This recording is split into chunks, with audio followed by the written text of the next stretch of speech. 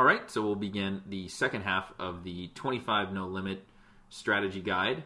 We just talked about the idiot and 45. He basically is limp calling just about any hand. He'll give up a lot of the time, and so let's get into some of the theory against him. You're going to have a wide value range against this player. So, if he's playing any ace or any king, if you've got a decent ace or a good pocket pair, even where you wouldn't say like, wow, our jacks a really good value range against this guy, they are, just because he's playing weird hands like Jack 7 suited all the time. He's playing 87. He's playing 98. He's, and we're talking way out of position, and not like, oh, okay, I've got suited connectors on the button. I'll call behind here and see how they do. Your value range against this guy is going to widen. He'll never fold if he hits any part of the flop. So if he hits bottom pair, if he hits middle pair, he will just call you down. So ideally, in a good situation, you have him out kicked, or he has something like middle pair, and you've got top pair, and you can just value town him all three streets. Now, he'll tend to get aggressive and start to raise when he has the nuts, or he's flopped something huge. So he'll tend to have an aggression factor of 1, and you'll know if he starts playing back at you, what's going on here. And if you've hit a set or something against that, you can go ahead and just raise him. There's no need to slow play because he's not going anywhere. So that's kind of one type of player. Let's move on to someone you'll see a lot of, the Uber Nit. And sorry for the misspelling there, but let's see if it corrects it. Nope. See? That's why I don't do it.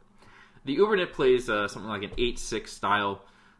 It is just a mind-numbing form of poker, in my opinion at least. He's probably playing 12, 15, 20 tables of poker and just kind of waiting for a huge pre-flop hand and going from there. 8% range includes pocket 7s or better, ace-jack offsuit or better, ace-10 suited or better, king-queen, and king-jack suited. 6% raise, which is his PFR. You've got ace-10 suited, king-queen suited or better, so just a really tight, strong range. He'll only 3-bet aces or kings. It's a 1 or 2% 3-bet range, and he loves to fold his blinds. So against this guy, if he's making a raise, you need to be very, very careful. If you've got a small pocket pair, a medium pocket pair behind him, it's a great place to be flatting and set mining because he will be paying you off. He tends to not fold ever, ever, ever with an overpair or anything like that. But you'll need to check his post-flop stats. The key and the reason I really wanted to bring him into this video was that he loves to fold his blinds 85%. So ideally, you've got this guy in your small blind or big blind when you're on the button or cutoff, and you can just literally be stealing any 2 cards. The mathematics work out to where it's going to be profitable. He's not going to defend too much.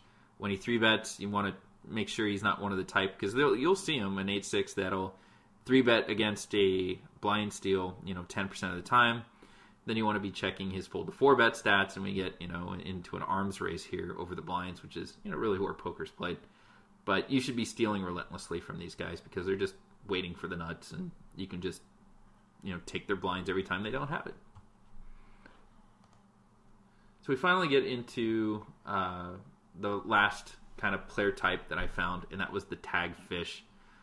Tag fish plays what looks like a solid, tight, aggressive VPIP PFR game like a 14-12, 12-10, that kind of thing, but just loves to fold, has learned to fold, and loves to fold. And it's kind of weird because the way a poker player tends to evolve is that they start out as this fish and they can't find the fold button, and then they wise up and read and, oh, I should be folding, oh, okay, and they cannot get themselves off the fold button if you give them a reason to. So they'll fold to any 3-bet, basically. They'll fold any big blind to steals.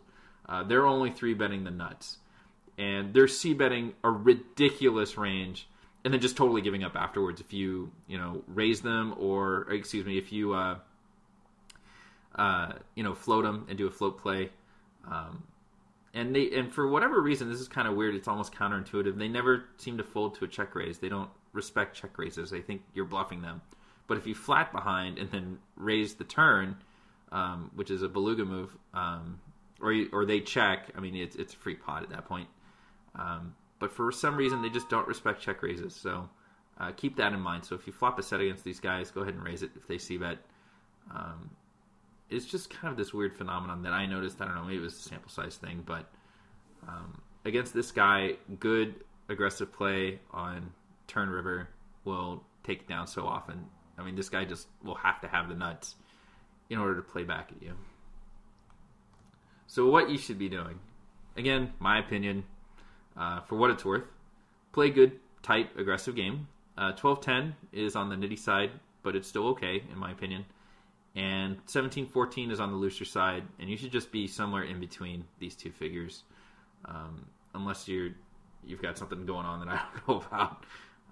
You should be 3-betting 3 to 5%, mostly from the hijack, cutoff, or button. So late position, the 3-betting should be, I mean, it'll exceed 5% because you're 3-betting more from late position and 3-betting less from mid position. But people, 3-betting is pretty profitable. I found that people just don't know what to do post-flop in 3-bet pots, and that's something that we can go into later. But you should be stealing a wide range, especially against your opponents that fold a ton. So if you see two guys in the blinds that fold 85% plus, the mathematics work out that you should pretty much be stealing any two cards. And always play your hands against your opponent's ranges.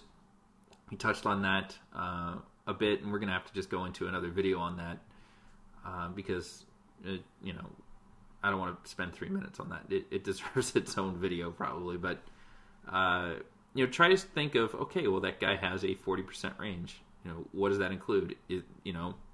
What is he trying to do here? Does he really show up with something here? Should I be calling him down? These are questions you should be asking and not just playing the two cards in front of you. And I think that's the difference between 25 no limit and 10 no limit players that are actually decent. They're trying to think about these things, and you should be too. So finally, what you should be doing, small tip, maybe fold small pocket pairs, 6s and below from under the gun +1.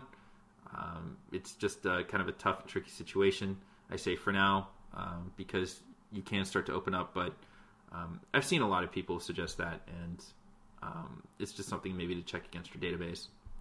You'll be 3-betting wide against people that love to fold against 3-bets, so against that tag fish who has learned to respect the 3-bets, and that's the next point. You can actually 3-bet either as a bluff or for value in a polarized range, meaning there's only two situations. One is a pure bluff, and the other is for value. So go ahead and do that against this guy, because he will start to get very frustrated and be folding a lot to you.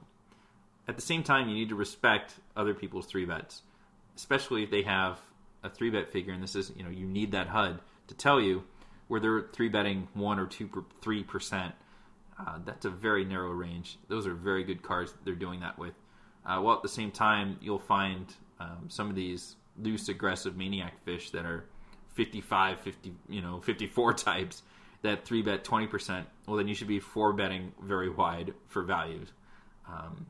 But in general, learn to respect what a 3-bet means from a player given their position. Like a 3-bet at under the gun +1, you should be folding just about everything. That's a very dangerous proposition for you to be involved with. Finally, have fun. Stick with it. Use the resources. Watching my videos should help you out a little bit. Highly recommend some of the other, obviously more, I don't want to call it credentialed, but official poker training sites out there. They'll train you a lot better than I probably will. But this is a free resource, and tightpoker.com is a great site that gives you some of these resources for free, which is of importance when you only have a small bankroll for 25 no limit. Anyways, again, have fun, stick with it, use the resources, and enjoy. This has been Sean for tightpoker.com. Hope you enjoyed the 25 no limit full ring strategy guide. Go at the tables and play good, tight, aggressive poker. Take care.